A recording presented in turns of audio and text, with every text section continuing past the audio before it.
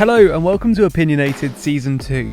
In each episode, we'll take a controversial subject, present the arguments for and against, and then discuss what our audience thinks about the matter.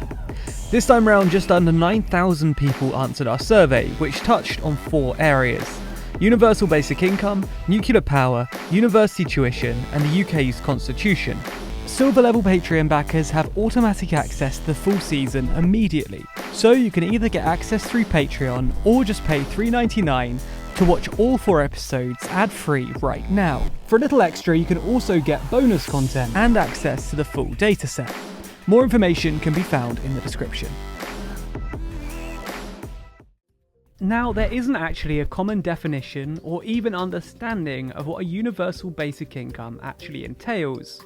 Different advocates from across the political spectrum, ranging from the Green Party in their most recent election manifesto, and John McDonnell, the former Labour Shadow Chancellor, to Milton Friedman, the free market economist revered by Ronald Reagan and Margaret Thatcher, have slightly different interpretations and aims for UBI schemes. At its very core, a UBI has a number of key characteristics. Basic: it provides a basic security to its recipients. Regular and predictable: it's paid at regular intervals, be it weekly or monthly. Cash: it's not paid in any kind of vouchers, and the actual purpose cannot be predefined and shouldn't be paternalistic.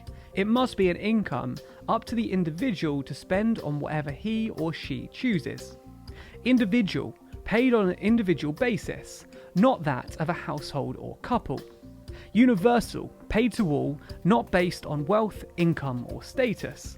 And unconditional: not based on the employment or the need to actively search for work.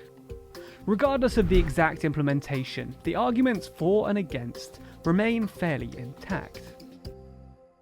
One of the major arguments for a universal basic income remains the impending impacts of technology. It's no secret that the world as a whole is continuing to advance towards an ever more technological society, in which technology will invariably displace a number of jobs.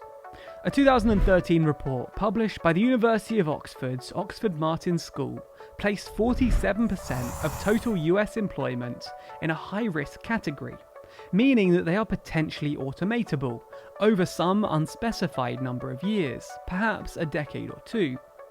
Given that nearly a decade has passed since this report, many argue that UBI would be appropriate to spread out the profits and benefits of this newfound technology, removing the need to work a full-time job to support the very basic needs would ultimately allow people to go out and study or just enjoy life, creating a happier, more productive workforce.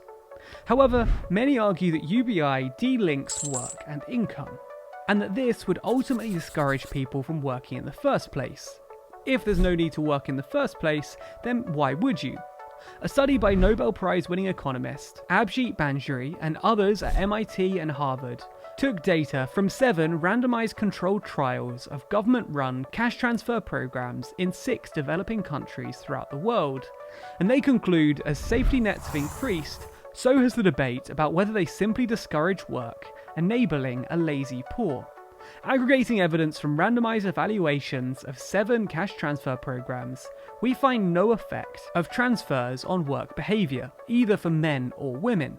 In essence, the data shows that cash transfers don't affect people's inclination to work, as for many, work is a place to socialize, to give you purpose, and on occasion, to find a partner.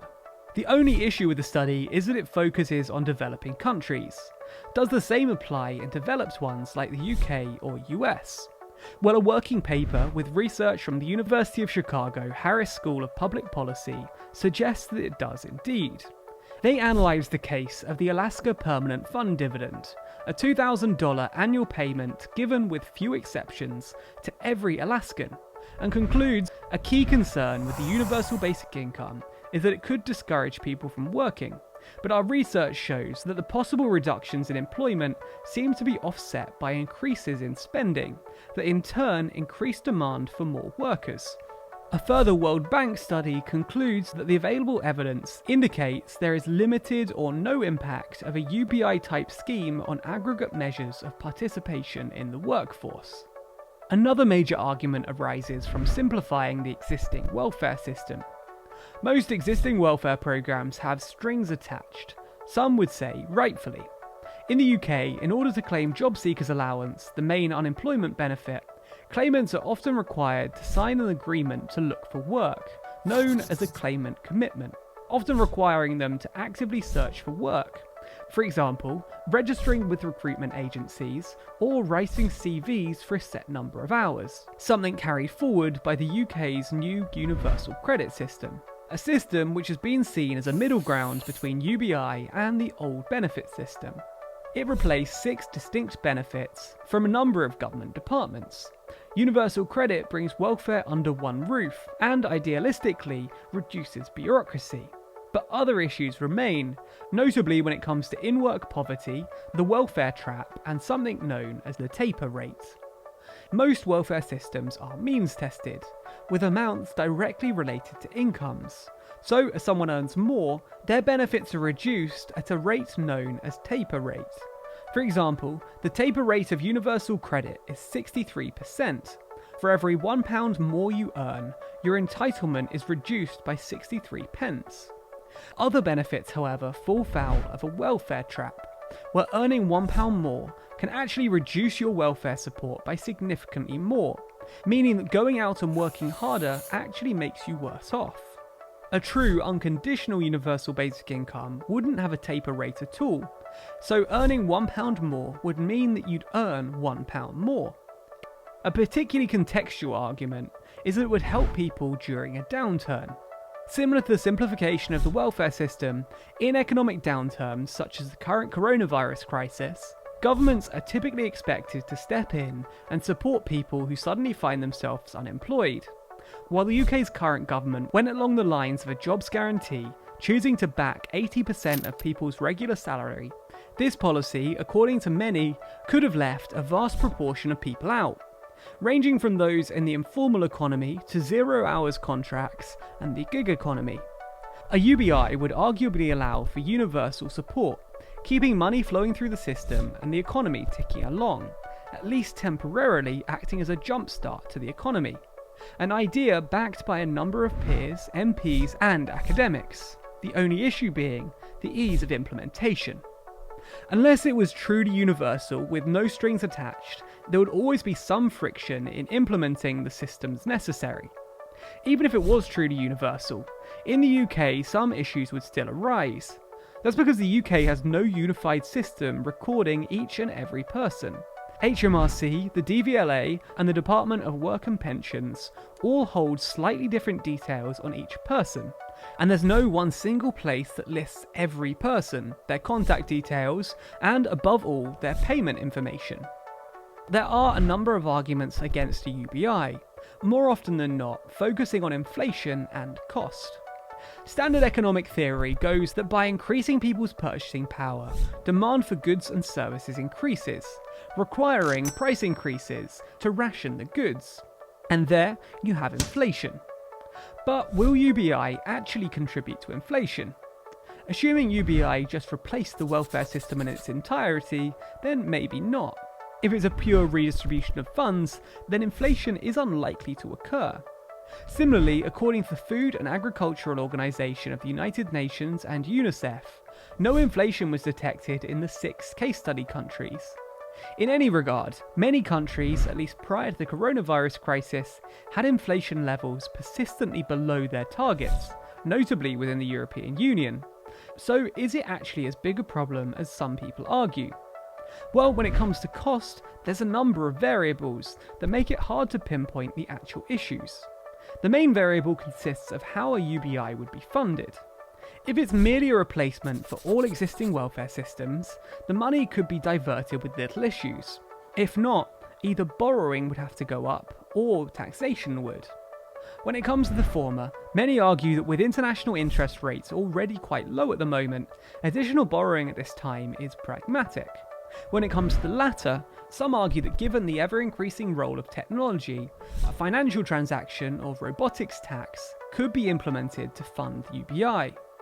A report estimates that the cost of UBI to be in the region of 30% of GDP in the UK, in the region of 36% in Canada, and up to 345% in the Democratic Republic of Congo.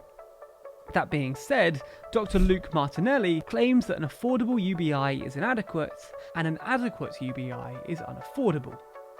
Finally comes the impact on equality. Many argue that moving away from targeted, albeit conditional and means-tested support to a generalistic, universal support brings the risk of diluting support and attention. A union briefing by Public Services International, the Global Federation for Workers in Public Services, argues whereas universal benefits such as healthcare or unemployment plans are provided to all that need it, UBI is provided to all regardless of need. Inevitably, it's not going to be enough to help those in severe need, but is a generous gift to the wealthy who don't need it.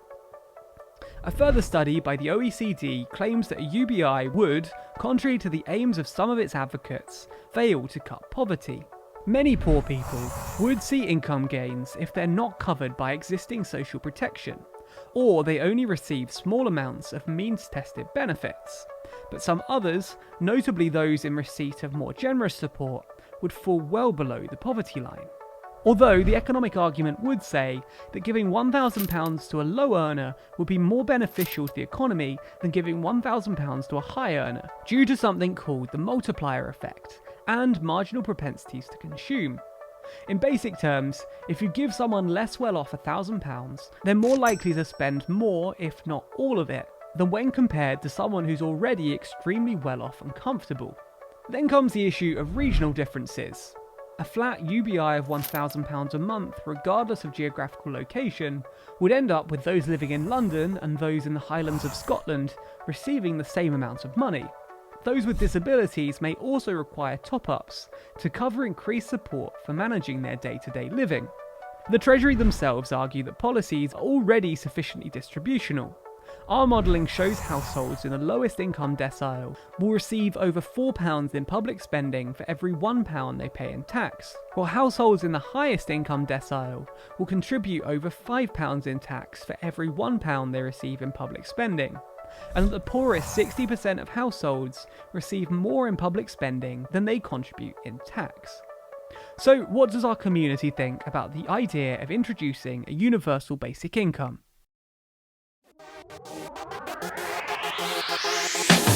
Well, when it comes to the general premise of a UBI, you're overwhelmingly in favour, with over 3/4, 76.8% of people supporting the idea. When it comes to the actual implementation of UBI, there was evidently more division. When asked whether UBI should replace all other out-of-work benefits, only 43.2% were in support. Then came whether UBI should be truly universal, unconditional, and not contingent on income, disability, or otherwise.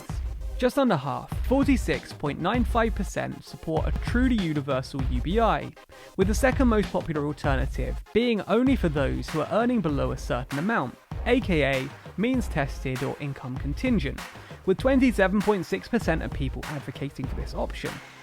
14.4% of people are in favour of it being given to people in specific categories and circumstances, notably unemployment or disability, and 11.1% believed that it shouldn't exist at all. When it came to the actual level of spending, there was a vast spread of support, with a general consensus that it should be somewhere between £500 and £1,250 per person per month. So what do you think? Is a universal basic income a good idea? If so, what kind of implementation should be used? And if not, what's the most pressing issue you have with it? Let us know your thoughts in the comments down below.